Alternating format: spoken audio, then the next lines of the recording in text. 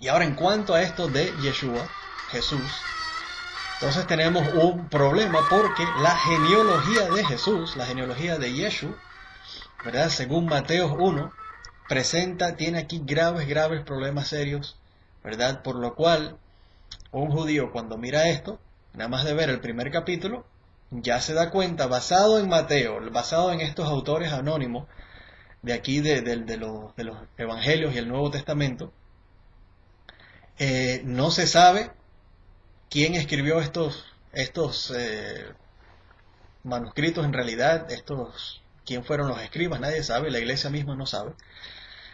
Entonces nos presentan con esta evidencia y quieren entonces que nosotros aceptemos esto simplemente porque ellos lo escribieron así, porque así decidió Constantino y los concilios que vinieron después, así les pareció que fuese, y entonces todo el mundo lo tiene que aceptar, al cual el pueblo judío dice simplemente no, porque nosotros primero creemos en la palabra del Dios de Israel, primero creemos en la Biblia hebrea y los mandamientos y los estatutos y las promesas que él ha dicho, sus palabras, porque amamos a nuestro Padre Celestial con toda nuestra alma, con toda nuestra fuerza, con todo nuestro corazón, ¿verdad? Él es nuestro Padre Celestial, nuestro Salvador, nuestro proveedor, estamos atados a Él, unidos a Él y a su servicio, no queremos separarnos de Él. Entonces cuando viene alguien a decirnos, hey, aquí tenemos un Mesías, miren, acepten a este señor, a este candidato como Mesías, nosotros tenemos que ser sabios y ver, porque han habido muchos candidatos falsos que han venido a través de las generaciones. Antes de Yeshua o Jesús, después de Jesús vinieron algunos cuantos, así que esto no es la primera vez que escuchamos de estos reclamos. Y el reclamo, la primera prueba, la primera evidencia, el primer punto, la base que se tiene que examinar es si tiene verdaderamente descendencia de David. ¿Es el candidato un verdadero descendiente de la casa de David? O sea, viene de un padre y madre, ¿verdad? Especialmente el padre, el papá de este candidato, el padre biológico de este candidato es de la tribu de Judá y de la descendencia de David, el rey David. Si es así, entonces bueno, entonces ya podemos continuar y ver más evidencia. Pero si no, entonces señoras y señores, ya se acabó. It's finished. No tenemos que mirar más. No importa cuán santo, cuán grande, cuántos milagros haya hecho, señoras y señores, porque simplemente no es el Mashiach, no es el ungido prometido, el hijo de David prometido a la casa de Israel. Por lo tanto, Mateo 1 tiene serios problemas, porque primero comienzan a describir una genealogía que parece impresiva a primera vista, muy impresionante a primera vista, 14 generaciones de aquí a acá, desde David, y si miramos ahí completamente, parece a primera vista algo muy impresionante, ¿no? Pero cometen graves errores, como por ejemplo, ¿por qué me vas a listar toda esta genealogía para probar de que Yeshua o Jesús es descendiente de la casa de David, para decirme que José, no fue el padre biológico de Jesús, por lo tanto no le puede pasar el cargo o el privilegio, ¿verdad?, de ser descendiente de la casa de David o ser rey en Israel, por lo tanto no puede ser el Mashiach, ya que el Mesías tiene que venir de la casa de David, como vemos en Jeremías 23:5, Isaías 11:1, en Ezequiel 37, 24 al 28, lo vemos clarito ahí también. Señoras y señores, ¿cómo puede ser esto posible? Me estás mostrando una genealogía espectacular, para entonces decirme de que Jesús, Yeshua, su padre no fue Joseph, por lo tanto no tiene ese vínculo, no existe, no está conectado a la casa de David. Entonces, ¿qué está pasando aquí, señoras y señores? ¿Cómo puede ser esto? No, porque nació virginalmente, es un milagro de Dios. Bueno, muy bonito, pero entonces no es de la casa de David. No, porque la mamá. Señoras y señores, la madre no tiene que ver nada con esto. Como una madre, Cohen, una madre que es de la familia sacerdotal levita, ¿verdad? Kohanim, que da a nacer un hijo, ese hijo no es automáticamente Cohen. Solamente si el padre biológico del hijo es un Cohen, es un sacerdote, entonces el hijo es Cohen también. Adquiere entonces el sacerdocio. Es algo pasado de padre a hijo en cada generación, ¿verdad? Y esto lo vemos clarito aquí que falta en el caso de Yeshua o Jesús. Segundo, tenemos el problema serio de que en la genealogía de Yeshua a Jesús muestra que viene de la descendencia de Zerubabel ben Shealtiel. Y Zerubabel ben Shealtiel fue nieto de Jeconías. Jeconías, el que los misioneros nos habían dicho previamente, de que todo el que viene de su descendencia estaba descartado, descalificado de ser reyes sobre Israel. Así que, ¿qué está pasando aquí? ¿Cómo es esto? Primero nos dicen que según Jeremías 22:30, todos los que vienen de Jeconías están descalificados.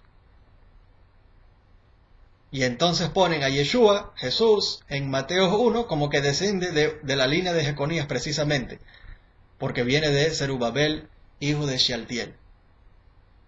¿Qué está pasando aquí, señoras y señores? Hay algunos, ¿verdad? Y conocemos el principio de sola escritura. Sola escritura es un principio, ¿verdad?, de los protestantes, los cristianos, ¿verdad?, que se separaron de la Iglesia Católica, ¿verdad? Y el sola escritura quiere decir simplemente, solamente la Biblia, las palabras literales de la Biblia es la guía de la Iglesia.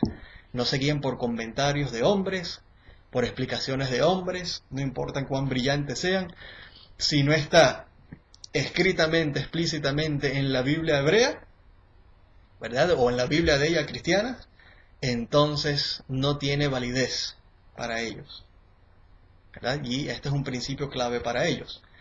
Entonces, según la doctrina o el principio de sola escritura, ¿qué base tienen entonces los misioneros para defenderse en contra del gran problema de que Yeshua es descendiente supuestamente ni siquiera Yeshua, Yosef, el padre de Yeshua, es descendiente de Zerubabel ben Shealtiel, hijo de Zerubabel, el hijo de Shealtiel? Aquí hay un problema serio, señoras y señores. Entonces, ¿a qué acuden los misioneros al verse en este problema, ¿no? Tienen que acudir nada más y nada menos, señoras y señores, a las enseñanzas rabínicas. Ahí sí misteriosamente creen en el Talmud. Uy, están llenos de una fe y una emuná por las palabras de los sabios de Israel, supuestamente ahora. Ya que, como les conviene, y como no tienen otra defensa, entonces se acuden y se agarran de las enseñanzas de los sabios de Israel, que explican que, en realidad, aun cuando es cierto que el Eterno, el Dios de Israel, el Dios de Abraham, Isaac y Jacob, descalifica a Jeconías y a su descendencia para siempre, ¿verdad?, de ser hijos capaces, aptos para reinar sobre Israel, ¿verdad?, como vemos en Jeremías 22:30. Aún así, Jeremías 41, el capítulo 41 de Jeremías muestra que Jeconías se arrepiente, ¿verdad? Y los sabios de Israel comentan de que en realidad Jeconías se arrepintió, suplicó al Eterno que perdonara sus pecados, sus rebeliones, etc. Y entonces el Eterno perdona a Jeconías y levanta en parte entonces la maldición, ¿verdad?, del decreto severo divino en contra de él y su descendencia para siempre. Por lo cual entonces vemos que su nieto después, ¿verdad?, su nieto, bisnieto, Zerubabel ben Shealtiel, Zerubabel el hijo de Shealtiel, es entonces honrado con el gran honor de ser gobernador, Pahat, ¿verdad?, sobre Jerusalén, sobre Judá en aquellos tiempos, ¿verdad?, cuando el pueblo de Israel regresa del cautiverio babilónico, y se le da entonces a Zerubabel ben Shealtiel la gran bendición de construir el templo, supervisar su reconstrucción, ¿verdad? Y tomar puesto como líder, gobernador, ¿verdad? De aquella generación. Eso sale en el profeta Ageo, Hagai 2, capítulo 2, creo que el versículo 23, ahí se puede leer, como el Eterno lo hace como un anillo, ¿verdad? Como Jotam, como sello, y es gobernador sobre el pueblo de Israel. Ahora, no es rey, nunca fue ungido con el aceite especial de la unción, ¿verdad? Que se usaba para ungir a los reyes o a los sacerdotes, ¿verdad? No fue declarado rey sobre Israel, pero sí fue gobernador, y efectivamente vemos cómo fue descendiente de Jeconías, aun cuando Jeconías, el Eterno, había decretado sobre él de que no iba a tener más hijos, aparentemente. Pero vemos como los sabios de Israel muestran, según estos textos, de que en realidad el arrepentimiento fue suficiente, de que el Eterno se compadeció de él y sí le permite tener descendientes, ¿verdad? Que por lo menos entonces fueran líderes sobre Israel, en posiciones de liderazgo sobre Israel, pero aunque no fueran reyes, ¿verdad? No les dio de nuevo el estatus de ser reyes sobre Israel. Entonces el misionero se agarra de estos versículos para justificar que la descendencia de José es kasher, ¿verdad? Está todavía apta y es legítima para que su descendiente entonces, Yeshu, el cual en realidad no fue descendiente, porque Jesús entonces no fue hijo, no fue engendrado, no vino de la unión entre Yosef y Miriam, sino que vino, no sé, espiritualmente, por lo tanto no tiene reclamo a la descendencia de David, que solamente es pasada de padre a hijo, y entonces Yosef es aparentemente todavía kasher, como descendiente de David por esta explicación rabínica, lo cual entonces viola por completo el principio, ¿verdad?, de la iglesia de sola escritura. Sola escritura, de nuevo, que significa solamente las escrituras, solamente el texto bíblico es lo único que se puede usar para respaldar cualquier argumento o ser adoptado como doctrina legítima, verdadera, según la iglesia. Como esto no está explícitamente en la Biblia, entonces aquí vemos cómo tienen que abandonar la sola escritura y irónicamente acudir a las enseñanzas rabínicas para sacarle la pata del charco. Pero aún así se quedan con el problema serio. Aún vamos a decirlo así, nosotros como judíos no tenemos problemas. No tenemos problemas con Zerubabel, el hijo de Shealtiel, ni ninguno de los descendientes por el estilo. Sabemos que hay muchos descendientes en la casa de David. El rey Salomón y el rey David tuvieron muchos hijos, ¿verdad? Y como ya hemos estudiado en los versículos, ¿verdad? Y están en todas las generaciones, y vemos como el Dios de Israel los va a multiplicar y los va a bendecir grandemente, como también a los hijos de Aarón, los levitas, ¿verdad? Para que estén en todas las generaciones. Así que no tenemos ningún problema, y con Zerubabel ben Shealtiel no tenemos problema tampoco. Todo que venga de él no hay problema, porque sabemos que basados nosotros en las explicaciones de los sabios de Israel, la Torá oral, sabemos, ¿verdad?, lo que pasó ahí. El problema es que, aún así, como Yeshua o Jesús, Yeshu, ¿cómo es posible entonces que él sea hijo de David, o que se declare como hijo de David, o que alguien pueda reclamar que Yeshua fue hijo de David, que de paso es el requerimiento primero, es el primer paso de cualquier candidato para calificar como candidato, ¿verdad?, a ser rey sobre Israel, a ser el Mashiach prometido, ¿verdad?, al pueblo de Israel y al mundo, ¿verdad?, pero especialmente al pueblo de Israel, porque es una promesa dada al pueblo de Israel, que también va a ser, claro, bendiciones para todas las naciones, ¿verdad? Pero, ¿cómo es posible hacer ese reclamo y presentar o argumentar esto, ¿verdad?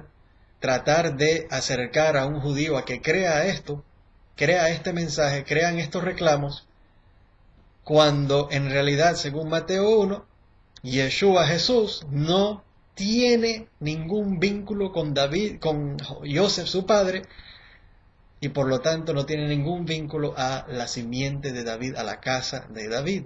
Señoras y señores, es un problema serio. No es culpa de nosotros. ¿Por qué nos culpan a nosotros? No es que nosotros no queramos creer o que tengamos algo en contra de Yeshua porque lo odiamos así, simplemente porque lo odiamos. No, no tiene nada que ver con eso, señoras y señores. Es que basado en los escritos de estos autores anónimos aquí de los evangelios, ¿verdad? Que Constantino y sus concilios pasaron después a las generaciones, supuestamente, según estos autores, Yeshua, Jesús, no viene de la casa de David, aunque muestran una genealogía ahí espectacular, sorprendente, muy impresionante, ¿no? Pero tristemente la embarran porque al final no está conectado a la casa de David. Así que, señoras y señores, no lo pueden culpar por eso. Nosotros no creemos en un Mesías simplemente porque tiene que ser esta persona y después entonces vamos a buscar en las Escrituras a ver cómo justificamos que esta persona es el Mesías. No. Nosotros creemos en el Mesías y esperamos en el Mesías que el Dios de Israel mande, sea quien sea. Y cuando venga, todo el mundo lo va a saber y lo va a reconocer, ¿verdad? Porque va a cumplir con todos los requisitos, ¿verdad? Y las promesas ya profetizadas en la Biblia hebrea, como por ejemplo el capítulo 11 de Isaías completo. Vemos también en Isaías 42 del 1 al 7, lo vemos ahí clarito. Zacarías 9 del 9 al 11, ¿verdad? Lo vemos también en el profeta Jeremías 23 del 5 al 6, lo vemos ahí clarito. Lo vemos también en Ezequiel 37 del 23 al 28, ¿verdad? 34 del 24 al 27. Así que, y hay tantos otros versículos.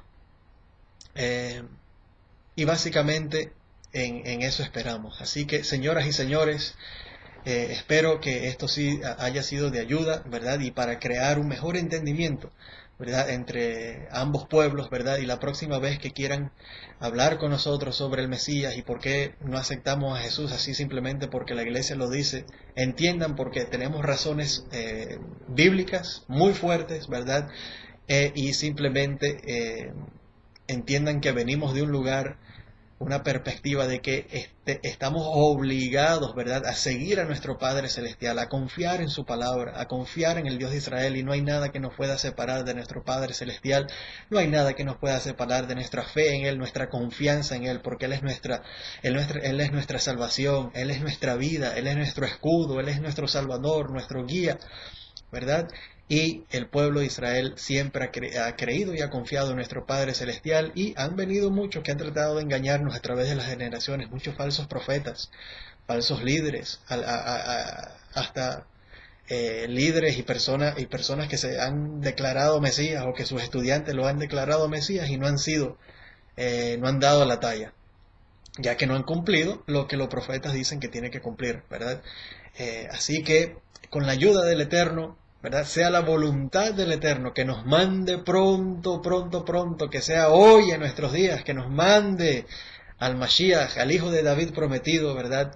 Para que junto con Él subamos todos, ¿verdad?, al templo, el templo maravilloso, precioso, que nos habla Ezequiel, del capítulo 40 al 48, nos habla claro ahí, ¿verdad? Y vamos a subir juntos todos a adorar a nuestro Padre Celestial, ¿verdad? Y gozarnos, ¿verdad?, en el gran conocimiento que va a ser revelado en aquellos tiempos, ¿verdad? Así como nos cuenta Isaías 11:9 y Jeremías 31, del 30 al 34, ¿verdad? Que será la tierra llena del conocimiento de Dios como las aguas cubren la mar. Kol Tuv.